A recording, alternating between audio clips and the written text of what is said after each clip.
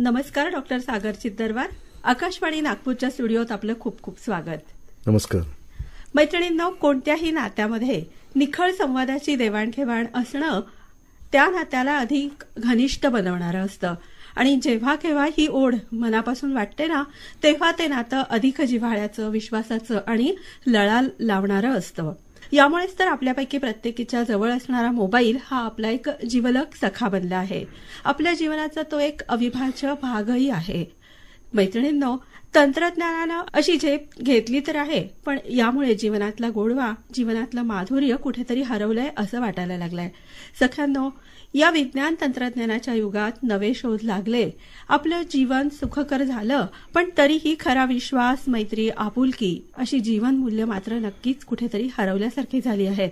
चला तर आज वाढती संवाद माध्यमं आणि हरवलेला संवाद या विषयावर डॉक्टर सागर चित्तरवार यांचं मार्गदर्शन घेऊया. तर सर, सुरुवातीला सांगा की वाढती संवाद माध्यमं ही आपल्याला मिळालेला शाप आहे की वरदान, काय म्हणता येईल? आपला आजचा संवादाचा विषयच असा आहे की वाढलेली संवाद माध्यमे आणि हरवलेला संवाद. म्हणजे आशय असा आहे की यात संवाद हरवलाय असं जाणवत आहे, पण तरी पण मी सांगू इच्छेन की कुठलंही बदल जो आपल्या जीवनात येतो, आता यावेळेस आज जे उदाहरण आपण घेतलंय की माध्यमं जे आलेले आहेत ती शाप आहे की वरदान आहे, तर ही गोष्ट वरदानाचीच आहे. पण कुठलाही बदल होत असताना सुरुवातीला आपल्याला त्या गोष्टीचं अंगवळणी पडता पडता थोडेसे अडचणीची वाटतात, त्यातल्या निगेटिव्ह गोष्टी ठासून दिसतात. त्याच्यामुळे कधी कधी काळजीत असलेलं मन त्याला शापासारखं घेतं. म्हणजे अगदी सुरुवातीला फोन आल्यापासून, जेव्हा मोबाईल फोन नव्हते, साधे फोन होते, तेव्हा सुद्धा जे बदल झाले ते सुद्धा अंगीकारायला आपल्याला थोडासा वेळ लागला. त्याची उणेदुणे ठासून दिसायला लागले होते. जेव्हा की त्यांनी खूप आयुष्य सोपं केलं होतं, संवाद दूरच्या व्यक्तीकडूनही सहज सोपा शक्य होत होता. त्यानंतर इंटरनेट आलं, ईमेल आलं, त्यामध्येही कम्युनिकेशन हे उलट इझी होत गेलं असं. आणि आता मोबाईल फोन आणि इंटरनेटचा जसा प्रसार झाला तेव्हापासून तर अगदी ढगफुटी आल्यासारखे सगळंच भरपूरच माध्यमं आले, भरपूर गोष्टी आल्या. आणि त्यामध्ये आपल्याला आता जरी असा संवाद कुठेतरी कमी पडतोय असं हरवल्यासारखं वाटतं, आणि जे तथ्य आहे, खरं आहे, तरी पण ते माध्यम चांगलं किंवा वाईट हे आपल्या उपयोगानुसारच ठरतं. तर मी म्हणेन की ते उलट वरदान आहे. जर आपण बघायला गेलं तर आपल्याला ही सगळी जी संवाद माध्यमं आहेत ती आपलं आयुष्य सुकर करायला, सुलभ करायला आलेली आहे. ज्या गोष्टी आधी फार अवघड असायच्या त्या आता सोप्या झाल्या. तुम्ही छोटेसे निरोप कुठे वाट न पाहता पटकन कोणाकडे पाठवू शकता. एखादी न्यूज असेल तर ती अनेक लोकांपर्यंत सहजगत्या पोहोचवू शकता. एखादी इमर्जन्सी असेल तर यात हे खूप हँडी असतात, खूप उपयोगी असतात. म्हणजे आधी असं दुरावा इतका मोठा वाटायचा की लोक आपल्याच लोकांना वर्षानुवर्ष भेटत नव्हतं. आजकाल त्या संवादानुसार तुम्ही पाहूही शकता, अगदी समोर बसल्यासारखं जाणवू शकता. त्याच्यामुळे यामुळे आयुष्य खरं तर सुलभ झालंय, इझी झालंय, कन्व्हिनियंट झालंय असं आहे. आता उदाहरणार्थ आपण शाळांचं घेऊया, किंवा आता मुलांना इतके अनेक कोर्सेस घर बसल्या सुद्धा करता येतात की जे आधी अवघड असायचे, एकाच वेळी ते करणं अवघड असायचं. तर मला असं वाटतं की आपल्या आयुष्याच्या प्रत्येक भागात यांनी सुलभताच आलेली आहे, कन्व्हिनियन्स आलेला आहे. तर हे माझ्या मते तर वरदानच आहे. आता अडचण अशी होते की आता हा मग संवाद हरवतोय का, जर हे इतकं चांगलं आहे बरोबर, तर मग त्याने ही अडचण का होत आहे. तर यात प्रॉब्लेम होतोय अतिशयोक्तीचा. म्हणजे जिथे संवाद वाढवण्यासाठी ही माध्यमं आपण वापरायला लागलो होतो ती संवादाची जागा घेऊ लागले. म्हणजे it was to be used but it has replaced the communication, जे इंटरॅक्शन आहे. तर जे व्यक्तिगत गाठभेट जी व्हायची त्याचा जो गोडवा होता तर तो याच्या संवाद माध्यमांमुळे कुठेतरी त्याची जागा फक्त डिजिटल म्हणजे ऑनलाईन किंवा थ्रू मोबाईल ह्या कम्युनिकेशननी घेतल्यामुळे सहजता तर आली आहे पण गोडवा कुठेतरी कमी झालाय असं झालं. आणि बऱ्याचदा आपण पाहतो की गोडवा कमी झालेला आहे, म्हणजे एकंदरीत काय की गैरसमजच वाढीला लागलेले आहेत असंही लक्षात येतं कधी कधी. तर याबद्दल काय सांगाल? बघा, आपण कुठलंही उदाहरण घेऊया मैत्रीमधल्या. तर आधी जसं आपण बरेच दिवस सोबत असणं, बराच काळ सोबत असणं, असं घंटोगंती गप्पा असणं, अगदी मनमुराद मोकळं हसणं, मोकळं बोलणं, सगळ्याच गोष्टींवर विचारांची देवाणघेवाण होणं, मग ती मैत्रीमध्ये असू द्या, परिवारामध्ये असू द्या, आपल्या भावंडांशी असू द्या, ही अगदी मोकळी स्पेस असायची तिथे. आता तिथे तेवढा वेळ तिकडे आपण देत नाहीये. आता त्या वेळेचा बराचसा भाग हा मोबाईलने व्यापलेला आहे. त्यामुळे जो थोडासा वेळ राहतो, थोडासा वेळ जो संवादाचा मिळतो, ती जागा मग असं वरवरच्या संवादाने होते. म्हणजे असं ज्याला आपण दिल खोल के बोल असं म्हणतो की अगदी मनमोकळं बोलणं असं न राहता अगदी काम चलाऊ बोलणं, वरवरचं हे राहतं. तर त्यामुळे बऱ्याचदा खूप कमी वेळ संपर्क असल्यामुळे त्याची शक्यता राहते की एखाद्या गोष्टीचं वाईट वाटणं, गैरसमज होणं हे जास्त राहते. हा संवाद खूप मोकळा आणि खूप प्रदीर्घ असताना या गैरसमजांना वाट करून दिल्या जायची, ते कटुता नाही राहायची, ते चान्सेस जास्त होते. बरोबर आहे. आणि आता आपण म्हणतो नाती तर आपल्या आजूबाजूला खूप आहेत ना, म्हणजे मैत्रिणीचं नातं आहे, घरातली वेगवेगळी नाती आहेत. मग ही सगळी नाती निभावताना आपण काय काय गोष्टी लक्षात ठेवल्या पाहिजे? आपण एकीकडे पाहतो की समाज असा हा या संवादामुळे कुठेतरी वाहत चाललेला आहे. हा जो प्रवाह आहे की नवीन नवीन गोष्टींचा शोध लागत राहणार, उद्देश त्यामागे असंच आहे की तुमचं आयुष्य सुलभ करता यावं. पण सुरुवात तिथून होते आणि त्याचा वापर गरजेपेक्षा जास्त केल्यामुळे सगळ्याच गोष्टींवर, सगळ्या नातेसंबंधांवर, तुमच्या राहणीमानावर, तुमच्या तब्येतीवर सगळीकडे परिणाम होतोय. आता ही लाईन कुठे आखायची, म्हणजे हे इथपर्यंत मला माझा वापर चांगला आणि त्याच्यापेक्षा जास्त म्हणजे अतिशयोक्ती, हे सगळ्यांनाच जरा अवघड जातं, भल्याभल्यांना अवघड जातं. मग ते आबालवृद्ध असू द्या, लहान मुलं असू द्या किंवा आपल्यासारखे लोक असू द्या, की या माध्यमांचा कितपत उपयोग योग्य हे ठरवणं आणि ते पाळणं हे सोपं काम नाहीये.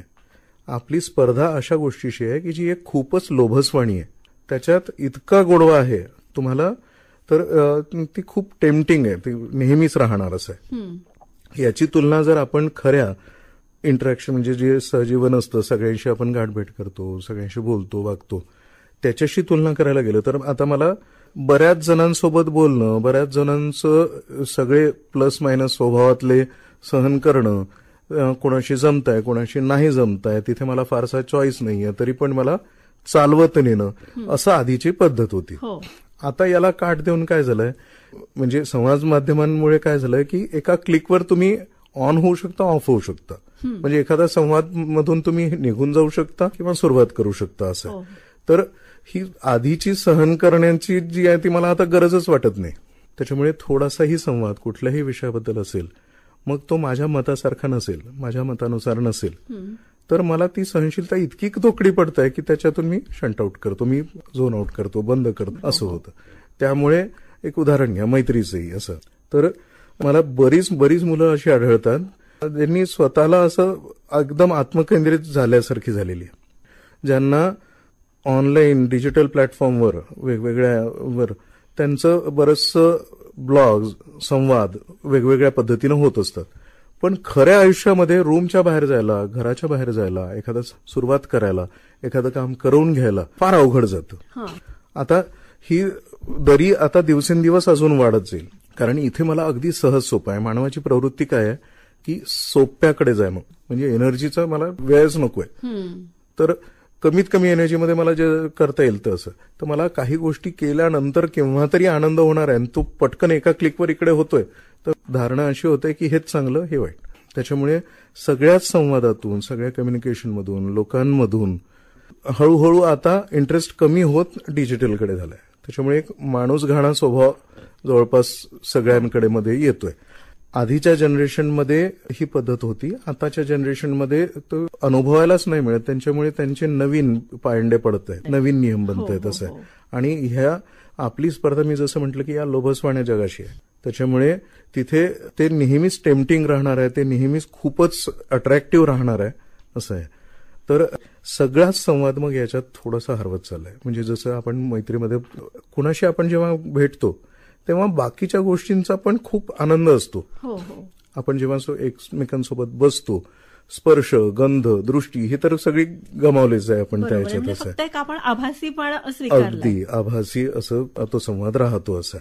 त्याच्यामुळे सगळी सहनशीलता कमी आहे. जर क्लिक झालं तर छान, नाही झालं तर सोडून द्या असं होतं. हो, खऱ्या आयुष्यात असं सोडणं सोपं नाहीये. बरोबर. त्याच्यामुळे खरं आयुष्य हे थोडंसं अवघड वाटू लागतं. डिजिटल आयुष्य म्हणजे डिजिटल कम्युनिकेशन आहे, जे गॅजेट्स यूज आहे ते जास्त लोभसवाना वाटत जातं. बरोबर. म्हणजे असं वाटतं की हे किती सोपं आहे आणि आपण कुठे जगतोय किती अवघड आहे असंही होत आहे. तर त्यामुळे आता बरीच लोक अशी आहेत की जे डिजिटल प्लॅटफॉर्म्सवर सगळ्यांसोबत आहेत, हो, पण जबरदस्त एकांतवास अनुभव करतात. खरंच आहे, असं. खरंच. आता तसंच उदाहरण आपण घेऊया वेगवेगळ्या नात्यांमधलं. जसं आता आईवडिलांचा आणि पालकाचा संवाद असा आहे. आधी हा बराच वेळ असायचा. आता बदलत्या जगात दोघंही वर्किंग असताना, थोडंसं फास्ट पेस लाईफ असताना सगळ्यांनाच वेळेची कमीही जाणवतेच असं आहे. त्याच्यामुळे अडचण अशी होते की फार कमी वेळ संवादासाठी मिळतो. आता त्या फार कमी वेळात एखाद्या पालकाला ते काही महत्वाच्या गोष्टीकडे जास्त लक्ष जातं. शिस्त लागायला हवी, बरोबर करतोय की नाही. हो, तर म्हणजे कामाच्या किंवा अगदी अतिशय महत्वाच्या गोष्टींमध्येच तेवढा संवाद होतो. मग पुढच्या पिढीला, पाल्याला काय वाटतं की माझ्याशी संपर्क म्हणजे याच गोष्टींबद्दल असतो. अभ्यास झालाय की नाही, हो, हे केलं की नाही, हे असं का नाही केलं, हे का नाही समजलं तुला, हे का नाही.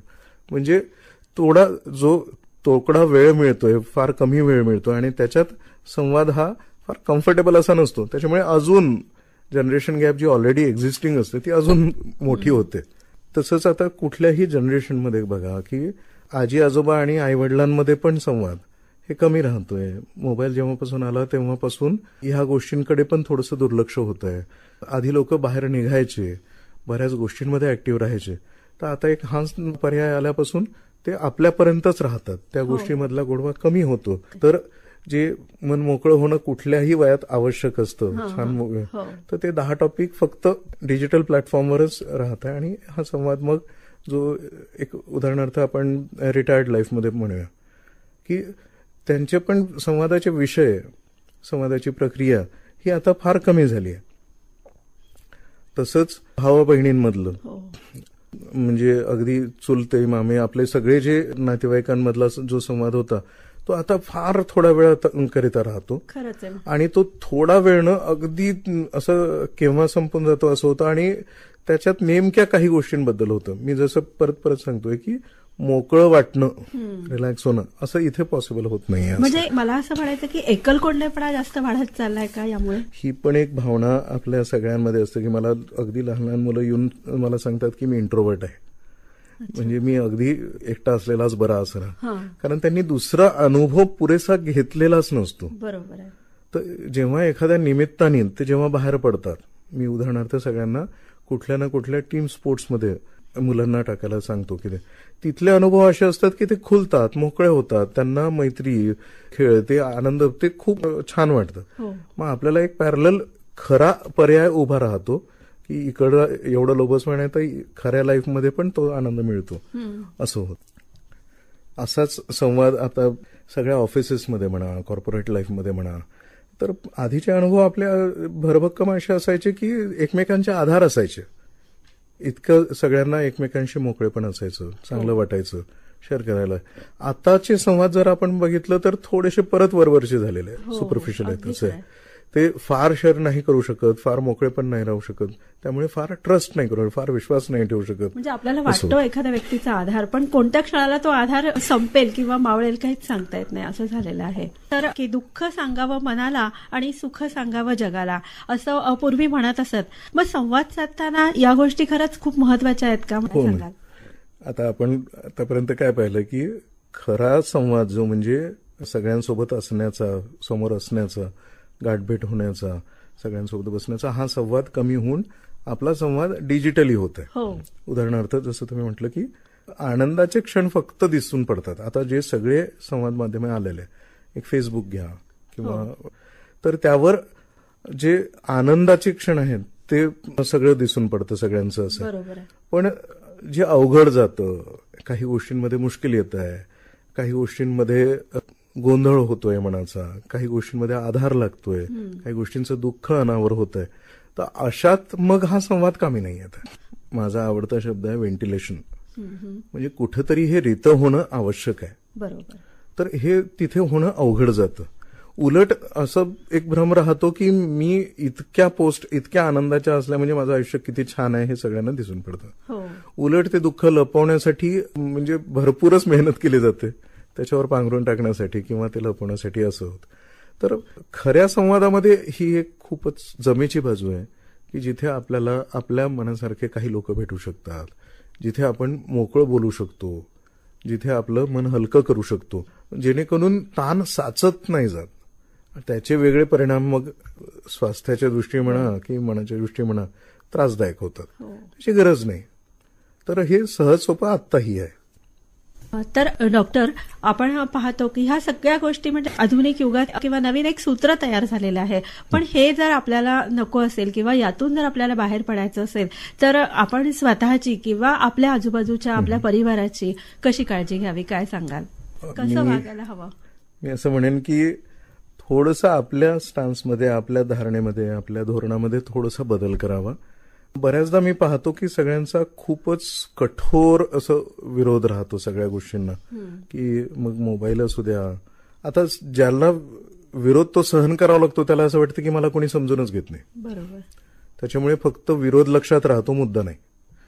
तर मी उलट म्हणेन की get friendly with these things. म्हणजे आता या गोष्टींची जाण आपली वाढवूया. बऱ्याच जणांमध्ये या गोष्टींबद्दल संकोच राहतो की हे मला जमणार नाही, हे मला नाही येणार असं. पण प्लीज जाणून घ्या, आपल्याला काही शिकण्यात काहीच लज्जा नसावी. तर या गोष्टींशी फॅमिलियर व्हा, जाणून घ्या. त्यामुळे काय होईल की बऱ्याचदा जसं मला नेहमी सांगितलं जातं की मुलं आम्हाला मूर्ख बनवतात. ते म्हणतात की आम्ही हे करतो आणि दुसरं हे करतो असं. तर बऱ्याच गोष्टींची तुम्हाला स्वतःची जाण असल्यानंतर तुम्हाला मूर्ख बनवणं असं शक्य नाही. या गॅजेट्सबद्दल, या माध्यमांबद्दल तुमची माहिती वाढवा, तुमचा प्रेझेन्स वाढवा आणि then set a good example. म्हणजे एक चांगलं उदाहरण त्यांच्यासमोर ठेवा.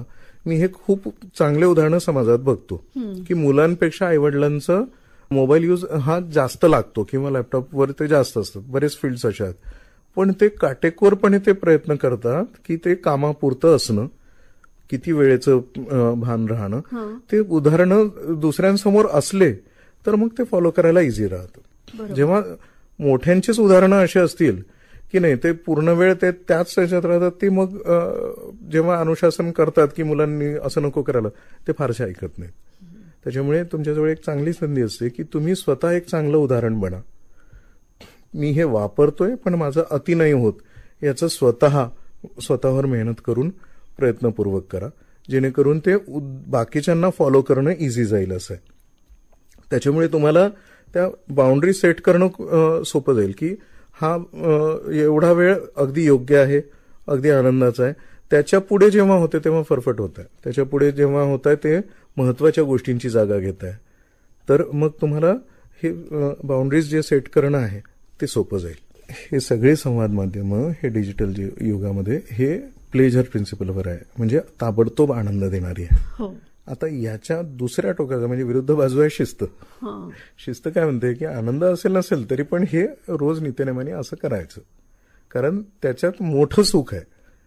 फक्त आजचं सुख नसलं तरी चालेल पण मोठं सुख आहे. म्हणजे फॉर एक्झाम्पल मला एखादं जर स्किल शिकायचं, एखादी कला काही आत्मसात करायची, तर माझ्या आजच्या प्रॅक्टिसनी काही मी अगदी पारंगत होईल असं नाहीये, पण माझ्या आजच्या प्रॅक्टिसनी मी थोडा बरा राहील, मग उद्याच्या प्रॅक्टिसनी असं करत करत मी ते होत जाईल. याला शिस्त लागेल की ताबडतोब नाही आनंद मिळाला तरी चालेल पण मोठं उद्देश चांगलं आहे तर मला रोज ही मेहनत करायला आवडेल.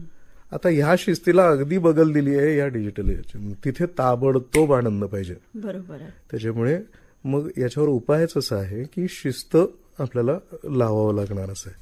त्याची सुरुवात स्वतःपासून करावी. यासाठी मी सगळ्यांना सांगतो की थोडीशी मनाची तयारी ठेवा की आपल्याला जरा सुरुवातीला काही दिवस त्रास होईल. हे खूप आनंददायी एक्सपिरियन्स नसला तरी चालेल, पण हे जर महत्वाचं आहे तर शांतपणे पण खंबीरपणे स्वतःवर अप्लाय करावा आणि दुसऱ्यांवरही. उदाहरणार्थ मी जसं मोबाईल यूजचं होतं तर बऱ्याच फॅमिलीज अशा अनुकरण करतात की डिनर टाइमला बिलकुल मोबाईल नसतो, बेडरूममध्ये मोबाईल नसतो, झोपण्यापूर्वी 1 तास मोबाईल नसतो. जेव्हाही कुठे बाहेर जाणार असेल तर मोबाईल बाजूला ठेवतात. मी असे अगदी युवकांचे काही ग्रुप्स छान पाहतो की ज्यांच्यामध्ये चांगलं उदाहरण राहतं की ते जेव्हा भेटतील तेव्हा मोबाईल बाजूला.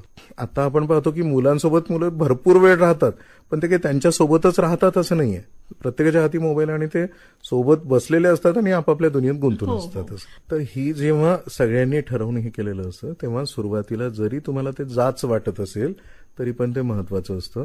एकदा का त्या गोष्टी अनुकरण करायला लागलो की त्यानंतर मग तेवढा ओढ राहत नाही. म्हणजे आपल्याला मोबाईल यूज करायचंय, मोबाईलने आपण त्यात वाहवत चाललोय असं नाही. आणि जनरेशन गॅप बद्दल काय सांगाल? जनरेशन गॅप ही तर म्हणजे राहणार आहे, तशीच असणार आहे. फक्त आपली स्पर्धा करू नये. उदाहरणार्थ जसं मुलांचं युवकांचं असं राहतं की ओढा हा बाहेरच्या जगाशी खूप राहतो. अशी उदाहरणं आहेत की आई वडील शिक्षक आहेत, ते बाकी दुनिया त्यांना म्हणते पण घरची मुलं नाही म्हणत, कारण त्यांच्यासाठी बाहेरच्या दुनियेचा ओढा जास्त असतो. तर अशात साधा उपाय असा आहे की बी अप्रोचेबल. त्यांच्या संपर्कात चांगलं राहा, त्यांच्यासोबत वेळ चांगला घालवा. प्रत्येक गोष्टीचं जजमेंट न करता, प्रत्येक गोष्टीवर टीका टिप्पणी न करता चांगलं वाईट थोडंसं सहन करण्याची तयारी ठेवा. अतिशयच काही वाईट होत असेल, मोठी ब्लंडर होत असेल तर बिलकुल टोका, पण प्रत्येक गोष्टीवर प्रत्येक टोकणं न करता ती जनरेशन गॅप कमी करता येईल. तर बी अप्रोचेबल. म्हणजे मी सहसा सांगतो की त्यांच्या कामात सुद्धा तुम्ही मदत करा. उदाहरणार्थ जसं आजी आजोबांचा आणि मुलांचा संवाद कमी होतोय, तर मी त्यांना सांगतो की त्यांच्या गोष्टीमध्ये तुम्ही सहभागी व्हा. तुम्हीच सगळं शिकवलं पाहिजे, तुमचे नियम आता लागू पडतील असंही नाही, पण तिथे उपलब्ध तरी राहा, अवेलेबल तरी राहा असं आहे. तर उलट मी त्यांना एनकरेज करतो की तुम्ही यांच्याकडून गॅजेट्स चांगले शिका, नवीन जनरेशनकडून. तर त्यामुळे एकमेकांशी कम्फर्टेबल होणं अजून चांगलं होईल. तसंच मुलांना सांगतो की त्यांच्या आवडीचे कामं त्यांना मदत करा. मग ते जुजबी कामं का होईना, पण त्यांचं आयुष्य सुकर होत असेल तर तो वेळ चांगला घालवा. हे सगळं गॅजेट फ्री आरामात राहू शकतं. मी यासाठी एक उदाहरण देतो की जसं घरात 3 पिढ्या असतील तर एकमेकांसोबत वेळ घालवणं कसं वाढवू शकतं, तर एकमेकांना कुठे मदत होऊ शकते. म्हणजे प्रत्येक जनरेशन एक दुसऱ्या जनरेशनच्या व्यक्तीचे काही ना काही गोष्टींमध्ये मदत करू शकते असं आहे.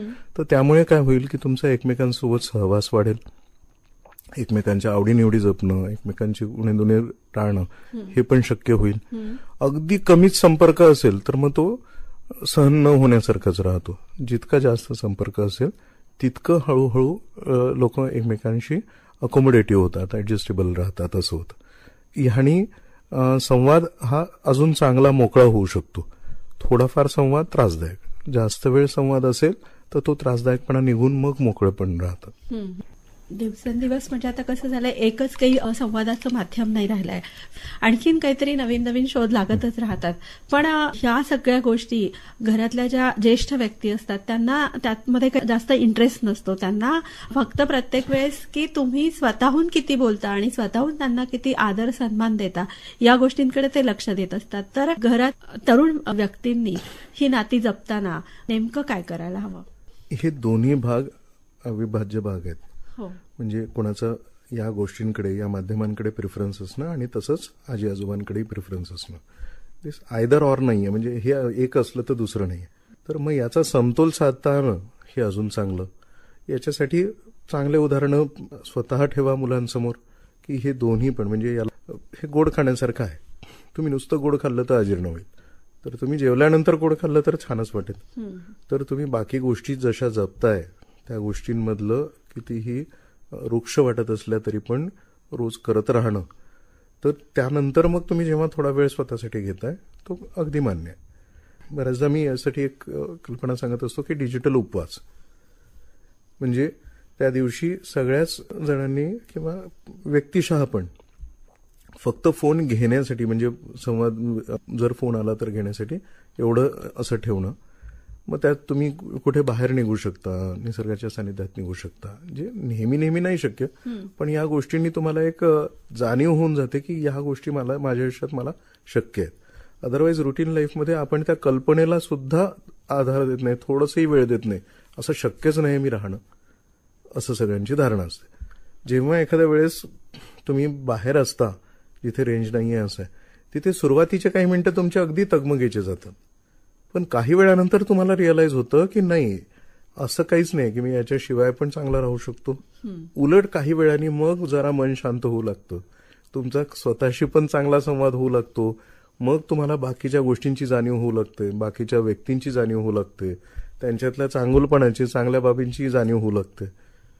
जो फक्त कटू संवाद असायचा तो मोकळा होऊन मग एकमेकांसोबत चांगलं राहतं. ते मग पुढे जेव्हा तुम्ही ऍक्टिव्ह लाईफमध्ये येतात तेव्हा कॅरी ऑन होतं. हळूहळू करून असं याला एक मर्यादा येते. ती मर्यादा नेहमीच राहील असं मी नाही म्हणतोय, पण ती एक स्ट्रगल आहे, ते प्रत्येकाला करायची आहे की हे अतिशय वाहवत नको जायला आपण. तर त्यामुळे असे मध्ये मध्ये डिजिटल उपवास करा की ज्याच्यात तुम्ही सगळ्या समाज माध्यमांपासून अगदी काही वेळ दूर आहात. मुलांना मी तसं वीकेंडला करायला सांगतो किंवा जिथे मी कॉलेजेसमध्ये जातो त्यांना सांगतो की हे फक्त एकमेकांच्या सपोर्टनी करा. म्हणजे हे सगळ्यांनी ठरवायचं की नाही हे दिवस आपण हे नाहीच ऍक्सेस नाही करायचं असं. आणि मला खूप चांगली उदाहरणं मग ऐकायला मिळतात की हे केल्यानंतर मला मग कळलं की मी किती अधीन होतो. आणि जसं आपल्याला पिअर प्रेशर सगळ्यांचं राहतं की एकाला पाहून दुसरा बिघडतो, असं मी असे उदाहरणं पाहतो की एक जण चांगलं करतोच आहे आणि तो दुसऱ्याला घेतो की नाही आपण हे जरा बाजूला ठेवूया, आपण मोकळं राहूया. तर तसे चांगले उदाहरणं पण आहेत, ते आत्तापासून गिरवायला सुरुवात करा. तर डॉक्टर सागर चिद्दरवार, आपण आमच्या या आकाशवाणीच्या स्टुडिओत आलात आणि वाढती संवाद माध्यमं आणि हरवलेला संवाद या विषयावर इतकी छान मुलाखत दिलीत त्याबद्दल आकाशवाणी नागपूरतर्फे खूप खूप धन्यवाद. नमस्कार.